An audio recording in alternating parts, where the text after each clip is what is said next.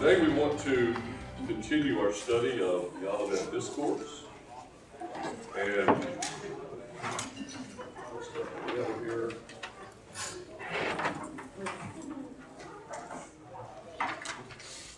We're going to start with this. You're probably familiar with the story of the 10 virgins. 5 did not have oil for their lamps and so forth. That's what we're going to be talking about today. We're going to start with this premise and we're going to carry this through. It is necessary to understand the components of a Galilean wedding in order to understand the parable of the 10 virgins. Now, you can miss some of the customs and such and still pretty much interpret the parable correctly. But really get the full impact of it, you really need to understand the components of a Galilean wedding. Now, Galilean meaning from the region of Galilee, in the north, up above Judea, near in and around the Sea of Galilee. Jesus grew up in Nazareth, which was right next door to Cana. If you remember the story in John 2 about turning the water into wine, that was a marriage feast in Cana. The particular customs of the Galileans in regard to weddings and marriage from the beginning was just a little bit different than even the Jewish people that lived in Judea in the south. And we will talk about that in a few minutes.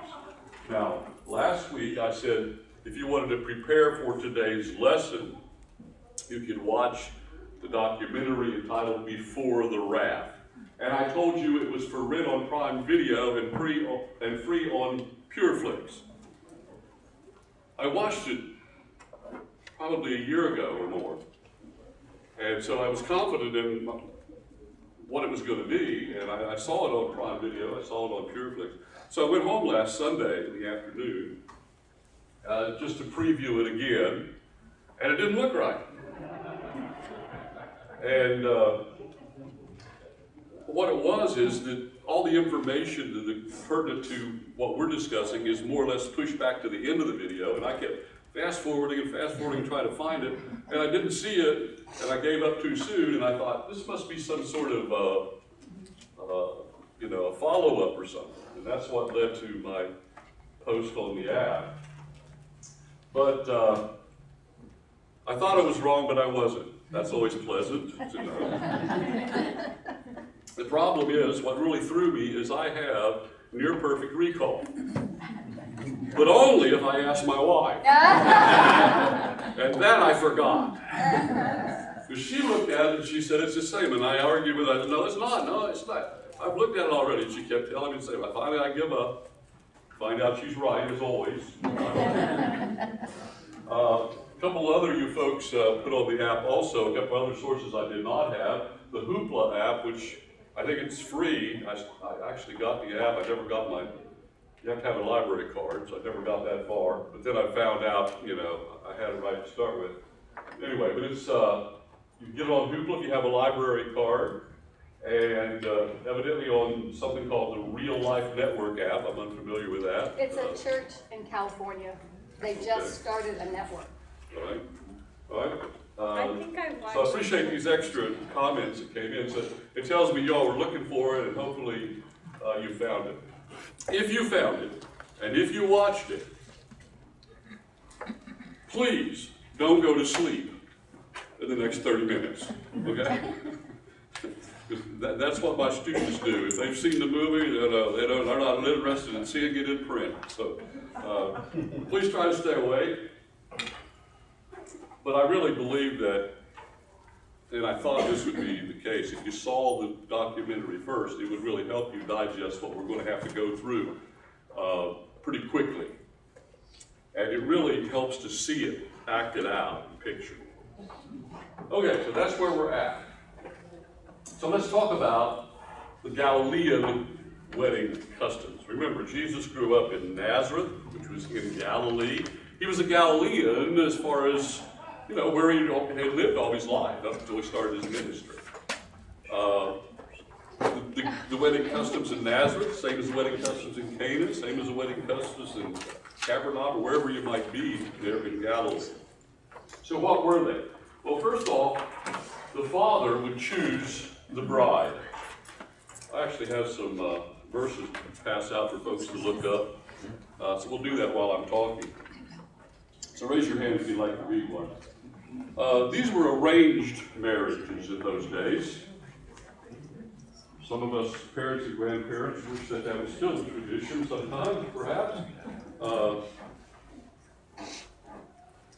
The father of the groom would get together the father of the bride, and this would be something that was decided on and arranged, and the father would choose the bride, looking at it from the groom's perspective. Okay, I got three more. Oh, sorry. My fault. You get it.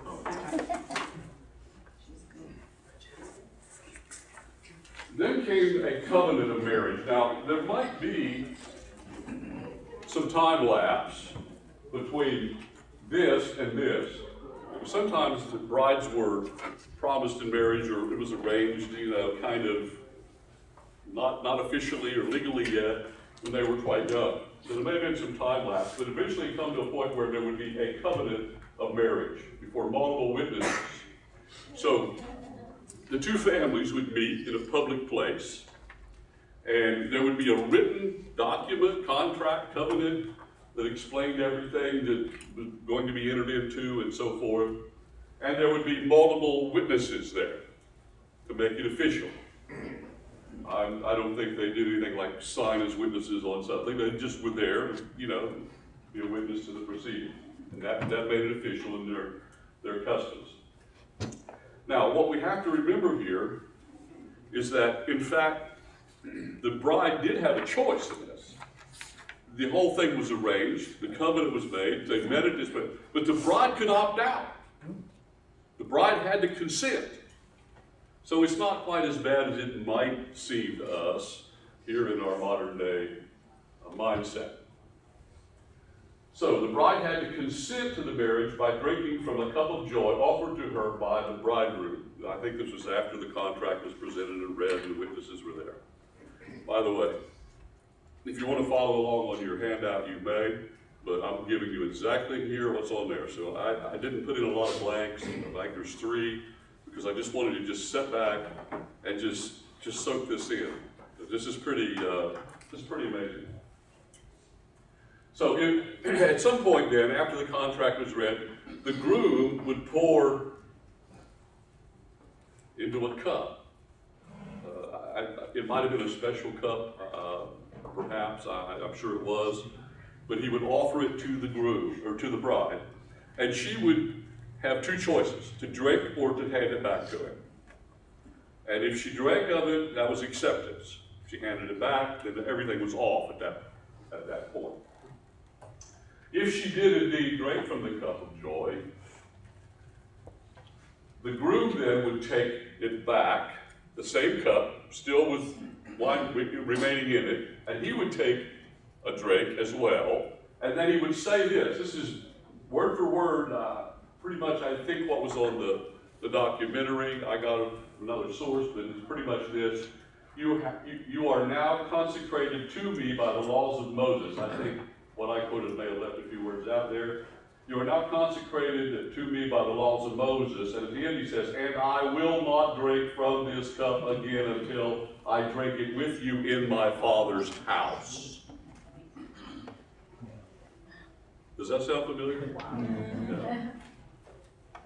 I did not realize until the last year or so that this was what was the practice, and this is what they said.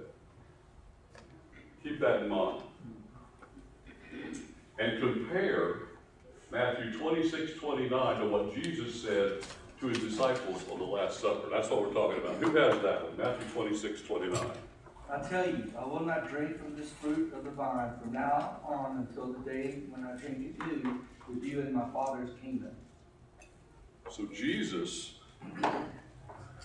after the Passover meal was over, took the cup and instituted the the Lord's Supper or the communion, whatever you want to call it, one of the ordinances of the church, the one that we partake of and practice frequently. And after he shared the cup with them, this is what he said, Matthew 26:29, which echoes exactly what the groom said to the bride in the Galilean wedding ceremony. He would not drink again from that cup until they drank it together in his Father's house. Now that may sound strange, but you're going to see the connection. But let's move on for the moment. A negotiated price was paid to the bride's father. I think there would be a year of separation after they had this public ceremony and the covenant was accepted. We call it the betrothal period, where she went home to live with her folks, and the groom went back to his father's house, and he built on a room in his father's house for he and his new bride. They were separated. It was roughly equivalent to an engagement period. It was more legally binding, but that was the situation. So he went back to his father's house, prepared a room during this time. Now the bride was busy too. She was finding material, constructing her wedding garments and the bridesmaid stuff, and all those things as well. Now let's compare again what Jesus said on the same night that he instituted the ordinance of communion. On the same night, the night before his crucifixion, the evening before his arrest, late at night, he said these words in John 14, verses 1 to 3. Who's got that? Do not let your heart be troubled. Believe in God, believe also in me. In my Father's house are many dwelling places.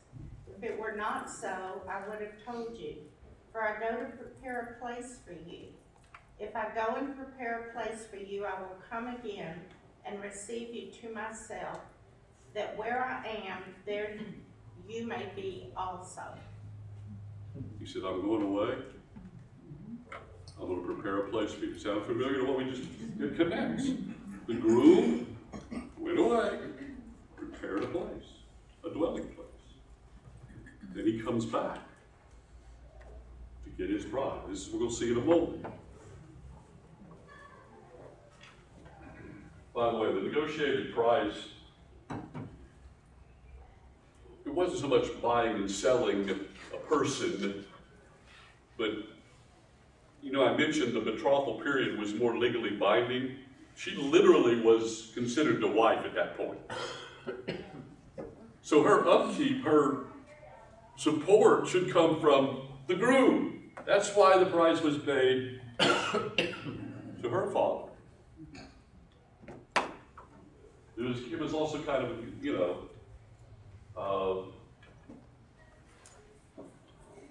an insurance policy, so to speak, you know. They couldn't say you have, you know, the groom had fulfilled his duties, whatever. Okay. A period of separation began when he builds the house. We compare John 14:3. Let's move on. Once the room was ready, the groom didn't just take off to get his bride. They didn't meet at a church and walk down an aisle. You know, nothing like what we do. But when the room is ready and the feast is ready, the groom goes to get his bride. What did Jesus say? If I go away, I'll come again, receive you unto myself.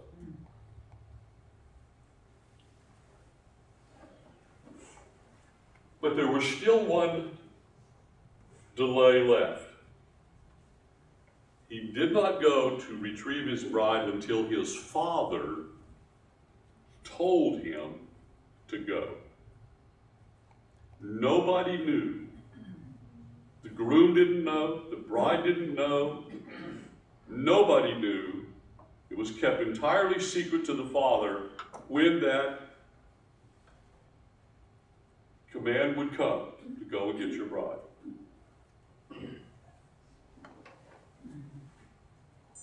Now let's compare what Jesus said in Matthew 24:36. No one knows about that day or hour, not even the angels in heaven, nor the Son, but only the Father. We already read this and we've been over it. So Jesus is answering the question in Matthew 24.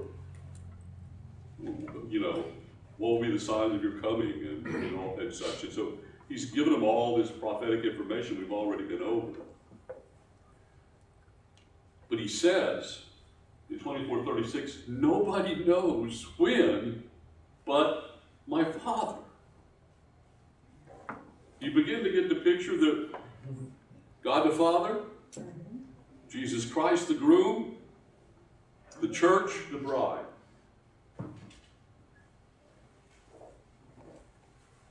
Now, by the way, I just realized this morning I did not include any references in the scripture that refers to the church as being the bride of Christ.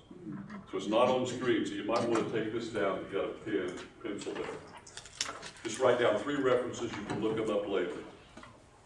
2 Corinthians 11:2. Revelation 19:7. And finally, Revelation 22:17. That's 2 Corinthians 11:2, Revelation 19:7, Revelation 22:17. All reference the church as the bride of Christ.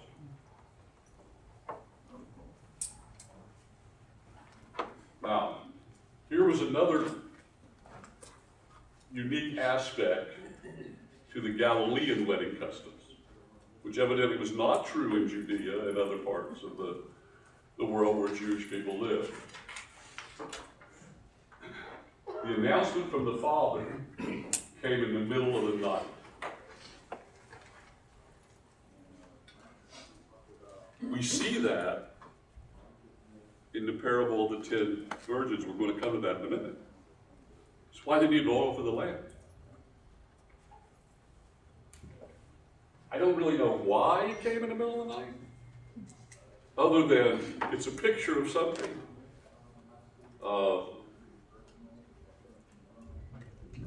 It's a picture of nothing else what the world will be like when he comes back. Everybody spiritually is asleep for the most part. Now, you know, we have the bride of Christ waiting for the minority. But anyway, this announcement came when the Father would come, and when you saw this on the documentary, the Father comes and wakes up the group. Go get your bride. At that point, the groom would sound a trumpet, which would wake the whole village, including the bride and her bridesmaids. Now, they didn't know when the trumpet was going to be blasted. So they might have been asleep. And it would be impossible for the bride and the bridesmaids to jump up, get dressed and everything if he just come and knock on the door. The trumpet blast proceeds the ceremony to her house to retrieve her. You ladies will appreciate the thoughtfulness in this. The groom would sound a trumpet, waking the entire village, including the bride and her bridesmaids. The shofar, the ram's horn. It may well be that they actually continued to blow that shofar, maybe others, as they proceeded from the groom's residence to the bride's residence. So people would come out of their houses and maybe join the procession. Yeah. What if there were multiple daughters in that same village? How would they know which bride? They all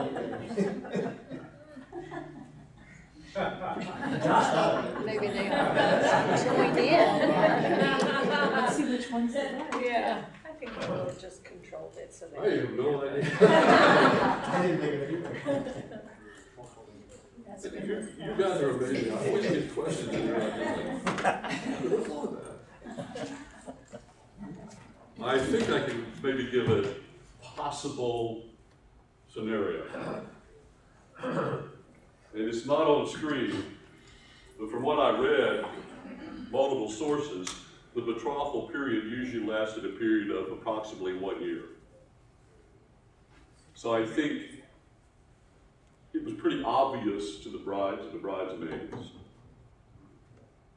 whose time was pretty close. Unless they got betrothed on the same day, Yeah. they might have, the brides might have a calendar there where they're, okay, it's about a year, I think I better be ready. And if somebody got betrothed a month later, they might not be quite as, I'm guessing. I think that's probably the answer. They knew the general time frame, they did not know the day or the hour. And what happens if two got betrothed on the same day? Don't know that. Don't you think he probably Now, believed compare how Paul describes the announcement of the rapture, 1 Thessalonians 4:16. For the Lord himself will descend from heaven with a shout, with the voice of the archangel, and with the trumpet of God, and the dead in Christ shall rise first. The shout, the voice of the archangel, and what? The trump. It's just uncanny how this falls in place. The groom and his male friends then would go through the streets to the bride's house, sounding the trumpet as they went, as many onlookers joined in the procession, probably. I mean, you know, it's a big happening. The bride and her bridesmaids, then having on their wedding garments and carrying torches, would go out to meet the groom. I say torches because the King James wording of lamps makes us think they're carrying a little lamp, but the word actually means a torch. You know what a torch is. A piece of wood, they wrap cloth around one end, it's soaked in oil and lit, and carried around for light. We've all seen that on some movie somewhere if we haven't seen it in person. This is why the oil was important. It's going to be important to the parable.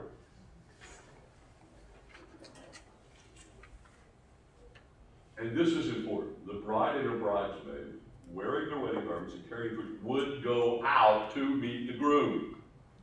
The groom didn't come, open the door, come in, swoop up the bride and carry her out.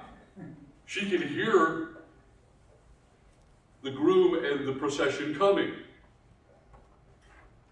So they would arise, they would get everything together, they'd get their torches lit, and they would come out of the house to meet the groom. So what happens at the rapture? The dead in Christ rise first. Then we which are left and remain are caught up to be with the Lord. We leave earth, we leave where we're at, and go to meet our coming Lord.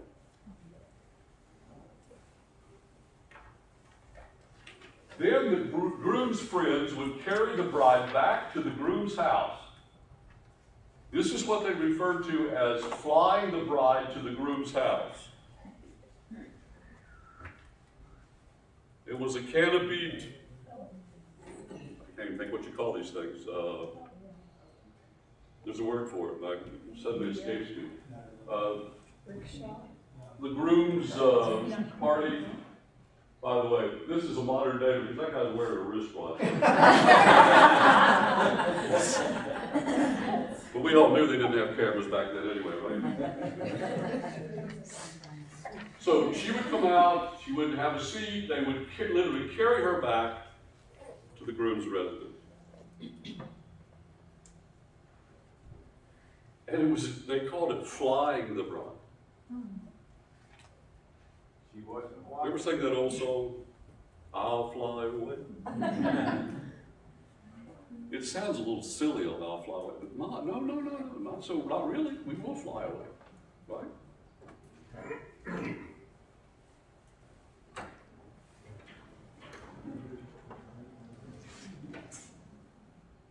So look at 1 Thessalonians 4:17. We caught up to meet them in the air. I already got ahead of myself, but let's read it anyway. Then we who are alive and remain shall be caught up together with them in the clouds to meet the Lord in the air, and thus we shall always be with the Lord. Amen. Then, upon arrival at the groom's house, all that are recognized as invited guests enter in and the door is shut. The wedding feast or marriage supper followed. So let's compare Revelation 19:7-9. Let us be glad and rejoice and give him glory, for the marriage of the Lamb has come, and his wife has made herself ready. And to her it was granted to be arrayed in fine linen, clean and bright, for the fine linen is in righteous acts of the saints. Then he said to me, Write, blessed are those who are called to the marriage supper of the Lamb. And he said to me, These are the true sayings of God. Only those who are called to the marriage supper of the Lamb are those that are saved, are those that are part of the bride. Then it's interesting in Revelation, after the coming of the Lord Jesus, the end of the tribulation period, it references the marriage feast. You remember John 2, Jesus is at the marriage feast. His mother Mary is there. His disciples there. They've been invited. They're part of the recognized invited guests.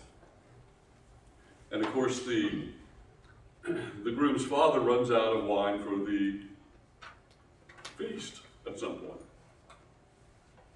And Mary comes to Jesus basically and says, "Here's the situation." Now, she didn't say do anything about the situation. She said, "Here's the situation." Why'd she come to Jesus? She knew who he was. She also knew it was about time for him, having already disciples, that become evident to other people. But she didn't tell him what to do. And he says, "Woman, what do I have to do with you?" Now, woman was not a derogatory term. It's just a translation issue there. And Mary, without saying another word, turns to the servants and says, "Whatever he says, do it." At that point, he could have done nothing. But he performed his first miracle. That was at a wedding feast. So now let's look at the parable itself. Because now that we have digested all this, or at least it's vaguely there in our minds, and we've kind of put it all together, let's talk about the parable itself. Then the kingdom of heaven will be comparable to 10 virgins who took their lamps and went out to meet the bridegroom. First thing I want to point out to you, this is going to come later, but I don't want to miss it here. The kingdom of heaven. Does that ring any bells? Matthew 13. The parables of Matthew 13 we just studied before we come to Matthew 24 and 25. He repeatedly used the terms kingdom of heaven. The kingdom of heaven is like. Now in Matthew 13 where it says the kingdom of heaven is like such and such, whatever it may be in that parable, it's a form of the same word translated comparable right here. One's a noun in Matthew, it's a noun in Matthew 13, this is a verb here. It's the same word. So everything we learned in Matthew 13 is applicable to this parable.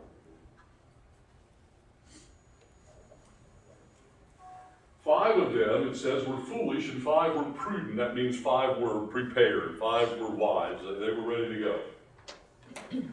For when the foolish took their lamps, they took no oil with them. They took their torches to the bride's house, but didn't carry whatever it may have been, a jar with oil in it that they could dip the torch into.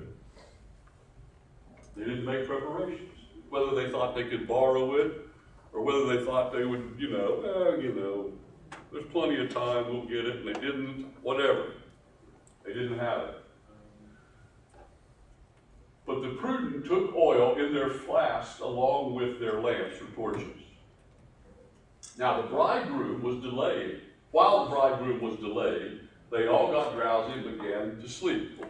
The call comes in the middle of the night. They don't stay up all night every night. You have the warning system. You have the announcement. But But he hasn't come yet that evening, and they go to bed. But at midnight, there was a shout, "Behold, the bridegroom, come out to meet him." So, all those virgins arose and began, it actually says, and trimmed their lamps, which means they, if it was a previously wrapped fabric or whatever, they had to trim off the part that had burned last time, make it nice, ready for the next, and then dip it in oil, and then it would be lit.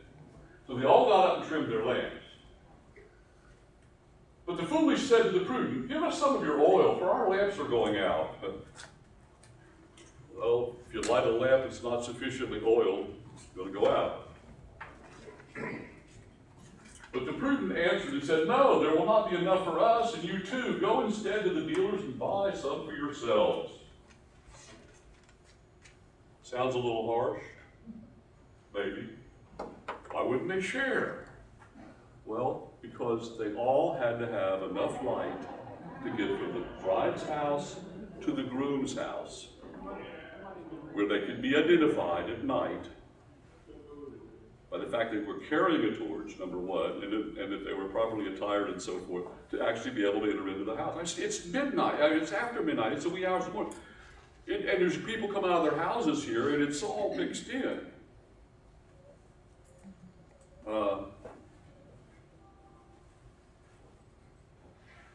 If the prudent ones had shared half of their oil with the others, how many of them may have made it to the house with any light left at all? Maybe none of them. That wouldn't work. So I mean, this was pretty practical. It wasn't just harsh. And they said, "Well, you better go find somebody who has some oil you can buy."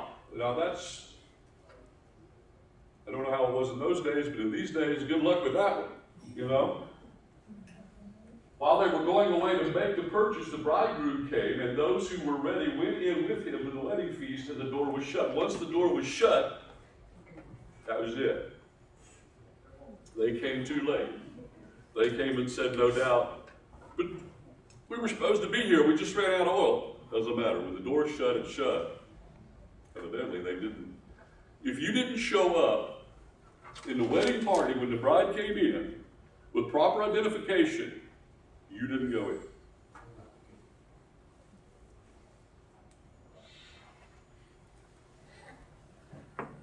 Later the other virgins came also, saying, "Lord, open to us." But he answered, "Truly I say to you, I do not know you. Be on the alert then, for you do not know the day nor the hour." Any questions up to this point? No more hard ones I can't answer, but anything else is like something's not clear. Okay. By the way, I'll try to remember to go back and put those places up where you can go view the documentary if you have not done so and you want to go back and do that. Someone remind me. Let's go and talk about then the parable of the 10 virgins. The comparison. Remember it says 10 virgins are comparable to. The kingdom of God is comparable to the 10 virgins, the prudent and the foolish. Like. So the comparison here is that the kingdom of heaven will be like 10 virgins, the 10 virgins described in the parable. 5 were prepared for the bridegroom to come, the prudent. 5 were not prepared, the foolish, as demonstrated by their lack of oil. Now, remember here 2 of the parables from Matthew 13. The parable of the sower and the parable of the wheat and the tares. In both cases,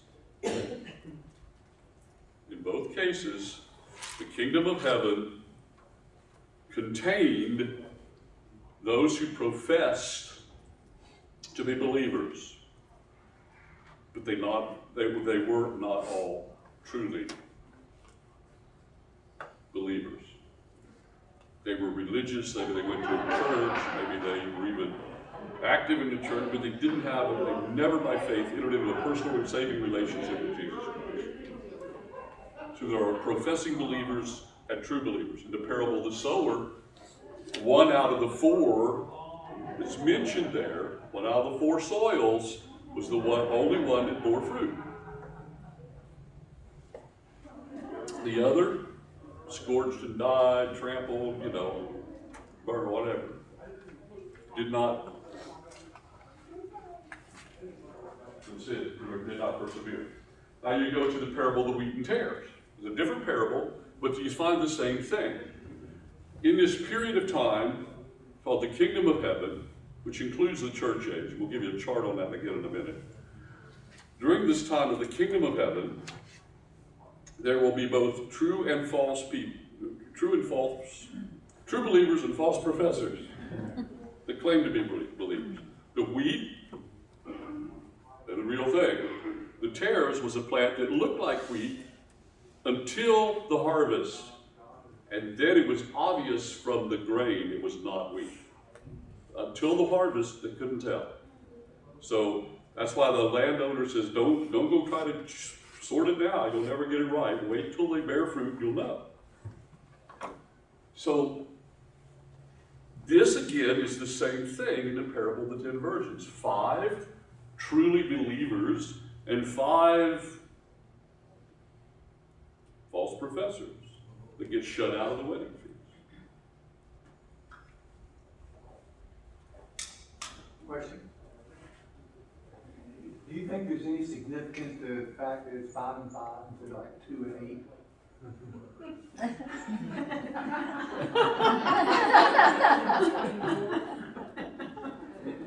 I really don't think there's any significance we should draw from that. But I don't know that I'm the final authority on that. Yeah, because I think, you think of it as not that many actually getting fruit, and this kind of suggests half make it, and that to me seems like, it's going to be a significant number that they think they're okay because they went to a church or got baptized or whatever. They're not going to be truly believers. But let's look at it this way: the parable of the sower. 3 out of 4 didn't. So there may be some significance in the 5 and 5 or the 3 out of 4, and it's going to be a larger number than you would expect. I guess I would say it's probably not applicable if we're trying to specifically identify a person. That makes sense. I think that's what makes sense to my mind. But that's not a happy thought, But you got to realize too, in Conroe Bible Church, hopefully we don't have any false professors here. But over the years, pretty reasonable that that's going to happen in any church. But you look at the whole of Christendom out there, there's lots of churches and denominations and groups that are not even doctrinally in the camp of, evangelicalism or, what would be Bible truth. So in those groups, it'd be unlikely to find true believers. Maybe in this group over here, it'd be unlikely to find very many false professors. Over there, maybe a large group, but very few true believers.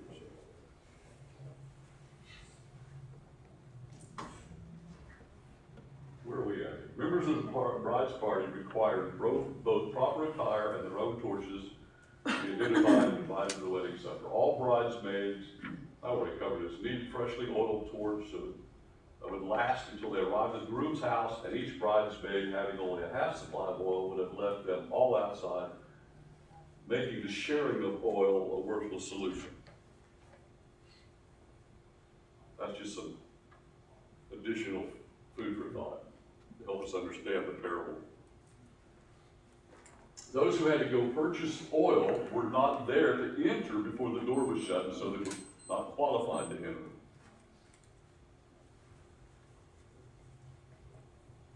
When the moment comes, Jesus comes for his church, those that are not ready, they don't go. Now, please understand, it doesn't mean they're going to be eternally lost necessarily, because there's lots of people, there'll be millions of people saved after the rapture. But they're going to have to endure the tribulation too, because they weren't ready. And there'll be people that on the day of the rapture miss it because they weren't ready, and they'll get saved later, and some will miss it and they'll never get saved. but we don't know. This is not,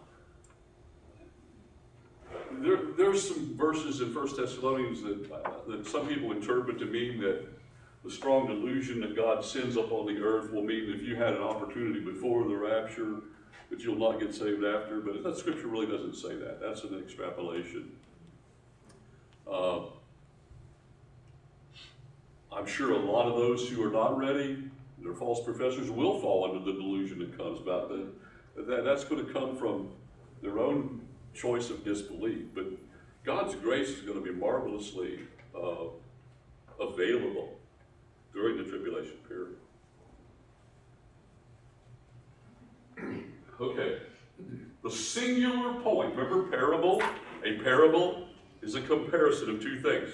So in its essence has one point, and that is the comparison. We can't go off and try to expand it into every direction. So the singular point of the parable is that preparation is necessary to be escorted to and allowed to enter the groom's house, which is the rapture of the church. I go and prepare a place for you. If I go and prepare a place for you, I'll come again and receive you unto myself, that where I am, there you may be also. That's what he said. Those prepared are those that have been saved by faith. Simple as that. Any questions? Now, so far, on this couple of fill-ins you've had, the first one is customs, and the second one is virgins. Missed those.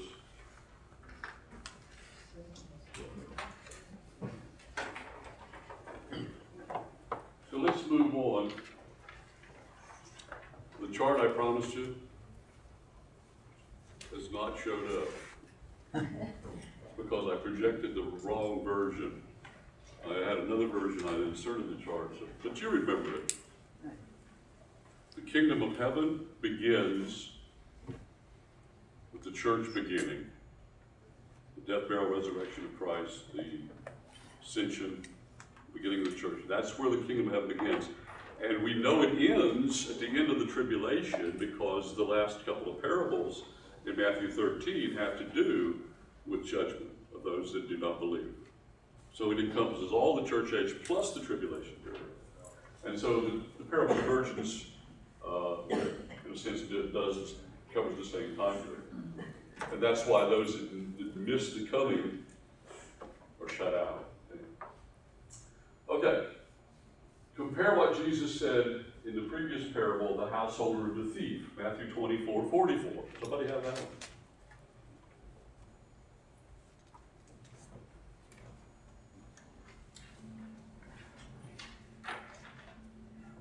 Okay. I did not give that one out. I remember now. It says, therefore, Because I you put it also, on screen right there. I can read it, it's right here. Therefore, you also be ready, for the Son of Man is coming at an hour you do not expect. Yeah. Thank you.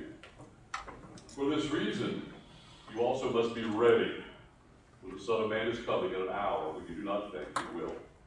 Now that came from what we studied last week, which is not a part of the parable of the 10 virgins, but which connects with it. It's kind of a preview of it last week, what we're seeing in the parable this week. But we discussed this last week, when it says you also must be ready. And I talked about how over the years, many times I've heard messages, sermons that will emphasize you got to be living a holy life, and you got to be, so dedicated to the Lord that the Lord won't find you doing things you shouldn't do when he comes, or you'll be embarrassed, you might lose your reward. And I mentioned this last week. Pretty much every time I don't do something that I should do, or I do something I shouldn't do, I feel embarrassed. I have to confess that as sin. I mean, you have the same reality, right? So it's not that we just have to be careful what we're doing at the moment the rapture comes. That's the way we live our life as Christians. Being ready means having a personal saving relationship with Jesus Christ through our own personal faith. So that then becomes the application, and we see this in verse 13 of Matthew 25, kind of echoes what we saw in Matthew 24:44. Be on the alert then, for you do not know the day nor the hour. Don't think I've got plenty of time. I mean, I have heard that so many times over the years. But I speak to somebody about their need of salvation, and they'll say, "Oh, I got plenty of time." You ever heard that one? How many of you have heard that one? Yeah. You never talk to very many people at all, you'll get that one. Nobody knows how much time you have. Whether it be the rapture or, the moment of your death, it's unexpected, which happens to a lot of people, right? Okay. So, by way of application, it's the same application we had last week. But let's think about the whole of what we just discussed. We all have folks that we care about, care for, family members, friends. We wonder about their salvation, or maybe we're pretty clear that they're not believers, right? And it would be, in fact, it brings pain to our heart and soul to understand they're in that situation. And we certainly have the obligation, the privilege, to tell them about Jesus Christ and to warn them about what happens if you're not saved.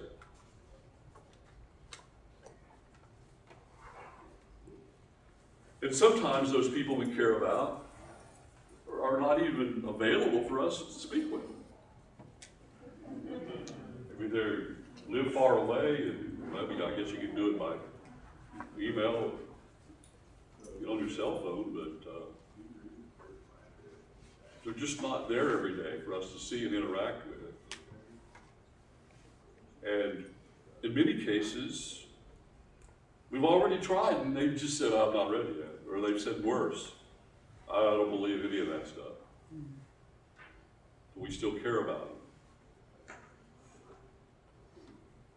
I want to suggest to you something, and it just occurred to my mind on my way here in the car.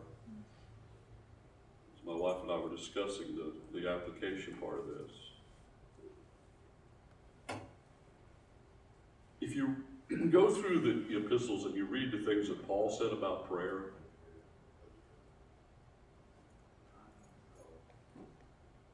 he's always, or at least in several cases, he requested prayer that God would give him opportunity.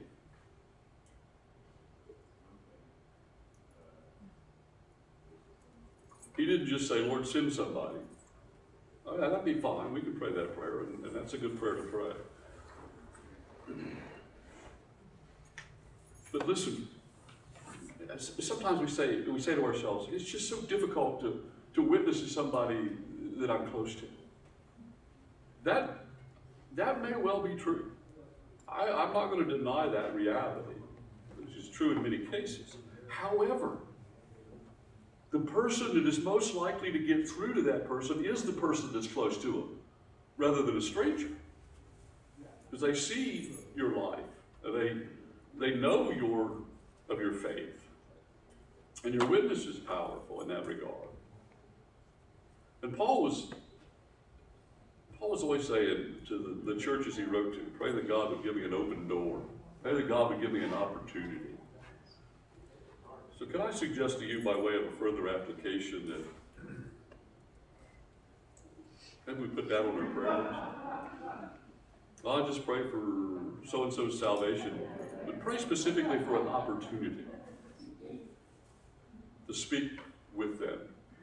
Now that opportunity might not just be, they happen to come to my house today. That might be the opportunity. But the opportunity might be more specific in the sense that you were there on the day when the Spirit of God has already prepared them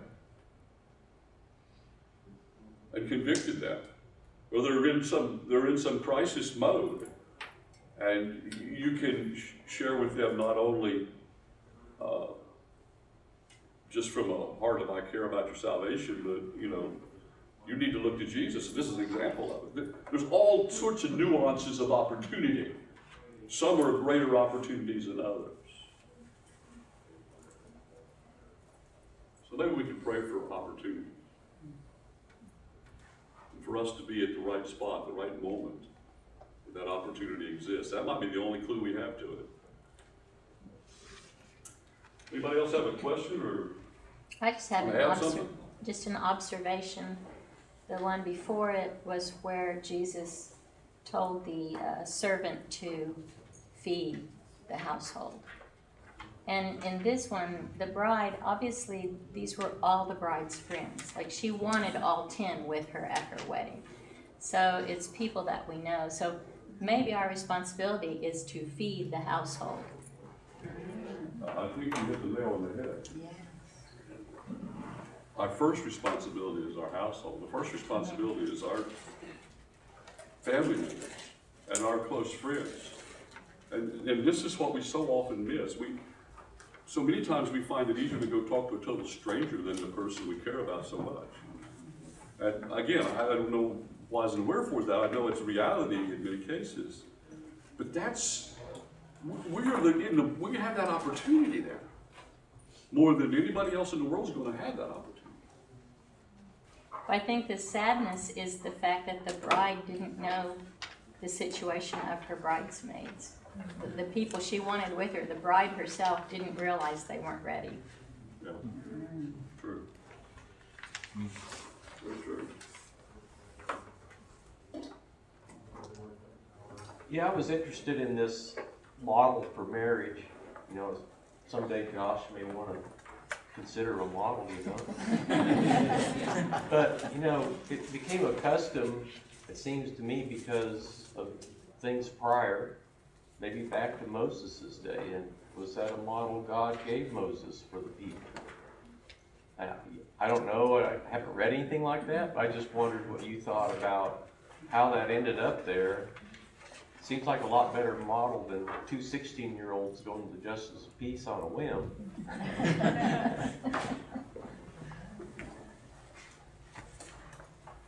I agree. But, we're not living under the laws of Moses and things, you know, things have changed. Doesn't mean that marriage is any less important or any less sacred. I think what keeps coming back to my mind is how God's sovereignty played into this whole model that he put up here that pictures the bride of Christ, the coming Lord. Even in Judea and other Jews, they didn't have that unexpected, unannounced, not know the day part. They had a day. I may not have pointed this out, but this is what I understand. Only in Galilee was it the father who kept the information to himself and then revealed it as a surprise.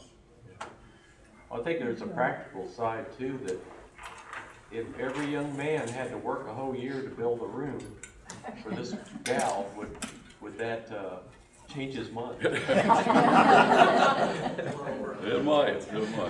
I think a modern way of arranging a marriage is when our children are babies or infants, and we begin praying for them and their future husband throughout their whole life. And then in that way, God is sovereign, preparing both for the marriage. And I think that's one of the best ways to. Sometimes I know that the bride chooses a husband that we may not agree with. We would not have chosen, but the marriage works great. Very true. Yep. Thank you for that observation. Yes. Anybody else want to add some information? We're actually 5 minutes early. We'll find some way to fill that time up, right? Let's pray.